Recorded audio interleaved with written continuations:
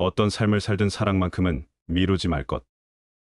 저자는 사랑은 반드시 누려야 할 인생 최고의 기쁨이라고 표현한다. 운명의 상대가 나타나길 기다리며 허송세월을 보내지 말고 사랑을 위해 항상 노력하라고 말한다. 이별에도 예의가 있으며 섣불리 다음 사랑을 시작하지 말라고 한다. 결혼은 인생의 도피처가 될 수 없다. 치열하게 싸울 수 없다면 결혼하지 말라고 말한다. 건강하게 싸울 수 있는 것도 능력이다. 부부싸움을 처음 하면 외로울지도 모른다. 그러나 자신의 감정을 잘 표현하며 상대방의 감정을 이해하고 잘 싸워야 된다고 말한다. 결혼해도 외로울 수 있다. 결혼 생활에 임하는 가장 현명한 태도는 시간이 흐르면서 달라지는 배우자와 나의 모습을 있는 그대로 받아들이고 문득 찾아오는 삶의 외로움을 잘 받아들이는 것이다. 상처받고 싶지 않은 사람은 외로울 수밖에 없다. 존중과 예의로 서로를 사랑해야 한다. 마음대로 되지 않는 마음은 그냥 쉬게 둘 것. 자존감. 사람은 누구나 인정받고 싶어 한다. 거울이 없다면 내 모습을 제대로 알기 어려운 것처럼 나를 향해 누군가 제공하는 거울 반응을 통해 비로소 나라는 자아 개념이 만들어진다. 칭찬은 고래도 춤추게 한다. 인정받고 싶어 열심히 노력했다면 애쓴 자신을 충분히 지지해 주어야 마땅하다. 과거의 나쁜 기억들이 다가올 미래에도 반복될 것이라는 느낌이 강하게 들어도 그렇지 않다는 것을 믿어야 한다. 지금 내가 어떤 선택을 하느냐에 따라 내일의 삶은 달라진다. 그러나 자존감은 중요하지만 자존감에 너무 목매지 말라고 말한다. 자존감이 튼튼한 사람도 스스로 부족한 존재라는 느낌이 들면 흔들린다. 그런 경험은 주위에 널려 있다. 부정적인 생각을 바꾸려 애쓰고 불편한 감정을 밀어내려 할수록 오히려 그것에 주의가 집중되듯이 자존감이 낮다고 생각할수록 부족한 자존감만 더 도드라져 보일 뿐이다. 차라리 당장 해야 할 일에 집중하는 편이 낫다. 우울. 우울은 기본적으로 상실에 대한 구체적인 반응이다. 우울의 원인을 모르는 사람들이 꼭 알아두어야 할 점은 사람의 감정은 매우 주관적이라는 점이다. 우울은 내가 나를 보는 내 안의 눈 때문이다. 우울에서 벗어나는 길은 언제나 내 안에 있다. 저자는 딸에게 우울이 찾아올 때 가벼운 마음으로 우울을 즐기라고 권한다. 우울에도 바닥은 존재한다. 그 바닥을 치고 올라왔을 때 보이는 세상은 그전보다 훨씬 생동감 있고 아름다울 것이다. 불안.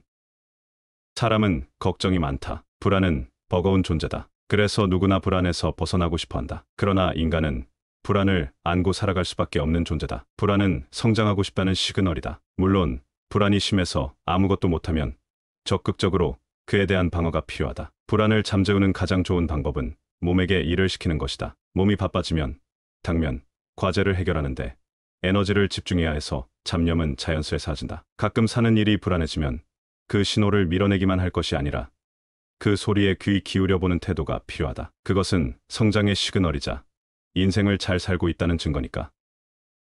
시기심. 시기심은 자연스러운 일이다. 나와 가까운 사람들일수록 그 모습이 더 잘 드러난다. 시기심은 나보다 잘난 사람뿐 아니라 나보다 못하다고 생각했던 사람들을 대상으로 삼기도 한다. 나보다 여러 명에서 못했던 친구가 점점 간격을 좁혀올 때 불쾌감이 드는데 이를 간격 시기심이라고 한다. 시기심에 사로잡히면 괴롭게 된다. 시기심이 든다는 사실 때문에 괴로워하기보다 그것을 이해하고 좋은 방향으로 이용하려는 지혜가 필요하다. 시기심에 시달린다는 건 내가 꼭 갖고 싶은 무언가가 있다는 뜻이다. 그 사람의 장점 단점을 찬찬히 따져보면 내가 왜 그에게 시기심을 느끼는지 알아챌 수 있다. 그게 바로 욕심이 나는 것이다. 아무리 잘나 보이는 사람도 열등감이 있다. 그들 역시 어느 정도 고통을 겪으며 산다는 걸 기억하면 시기심도 한풀 꺾일 것이다. 표. 무엇이든 지나친 행동 뒤에는 나름의 이유가 있다. 외부로부터가 아닌 내부로부터의 목표 설정. 자신을 번아웃의 지경까지 몰고 가는 완벽주의자들에게 필요한 것이 이런 전환이다. 외부로부터 주어진 목적이 아닌 자신의 의지로 어려운 과제에 도전했다면 성공하든 실패하는 그 경험 자체가 사람을 단련한다. 반대로 남에게 인정받고 싶은 마음에 노력했다면 그 경험은 사람을 단련하지 않는다. 내면에서부터 설정된 목표를 향해 달려가는 노력은 번아웃되지 않는다. 누구든 눈앞의 과제가 크고 어렵다고 느낄수록 걱정이 늘고 행동력이 약해진다. 현실감 있는 목표를 설정하고 하나씩 격파해 나가다 보면 걱정하는 습관도 수정된다. 되면 좋고 아니면 말고 하는 배짱이 필요하다. 분노.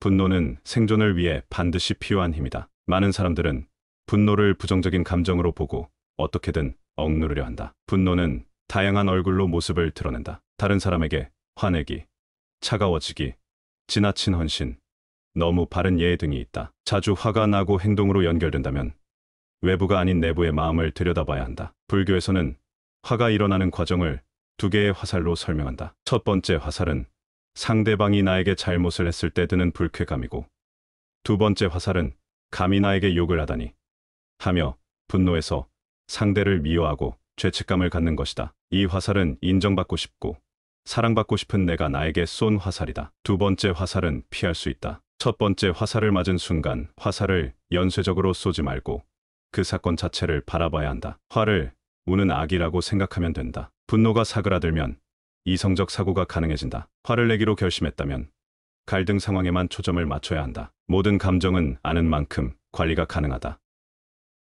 독립.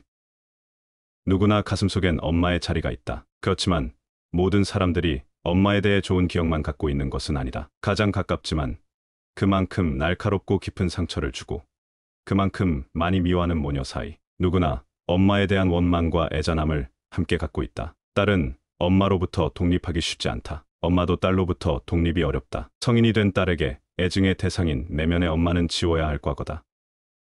너무 서두르지 말 것. 그리고 천천히 뜨겁게 살아갈 것.